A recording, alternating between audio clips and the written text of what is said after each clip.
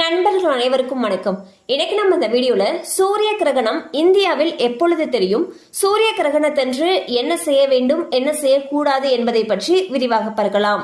சூரியன், சந்திரன், பூமி ஆகிய மூன்றும் ஒரே நேர்கோட்டில் வரும் பொழுதுதான் இந்த சூரிய கிரகணம் உருவாகிறது. இது சூரியனுக்கும் பூமிக்கும் இடையே நிலவு வரும் பொழுது ஏற்படக்கூடிய ஒரு வானியல் நிகழ்வு ஆகும். இந்த நேரத்தில் பூமியின் சில பகுதிகளில் இருள் சூழ்ந்து காணப்படும். எனினும் சூரியனுடன் ஒப்பிடும் பொழுது நிலவு சிறியது என்பதால் நிலவால் சூரியனை மறைக்க முடியாது. எனவே சூரியனுக்கும் பூமிக்கும் இடையே நிலவு வரும் பொழுது நிலவை சூரியன் மறைத்திருப்பதால் பார்ப்பதற்கு நெருப்பு வளையம் போல சூரியன் தோன்றும். இந்த ஆண்டின் முதல் சூரிய கிரகணமானது மார்ச் 29ஆம் தேதி நிகழவிருக்கிறது. இந்த கிரகணமானது பிற்பகல் 2:20 தொடங்கி மாலை 6:13 முடிவடையும். இது சுமார் 4 மணி நேரம் நீடிக்கும். இந்த கிரகணமானது மாலை 4:17 உச்சத்தை அடையும் எனவும் நாசா தெரிவித்துள்ளது.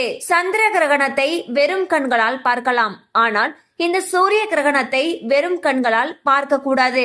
இது விழித்திரை, தீக்காயங்கள் மற்றும் மீள முடியாத கண் சேதத்தை ஏற்படுத்தும். கிரகணத்தின் பொழுது நமக்கு பிடித்த கடவுளை நினைத்து ஜபம் மற்றும் தியானங்களை செய்யலாம்.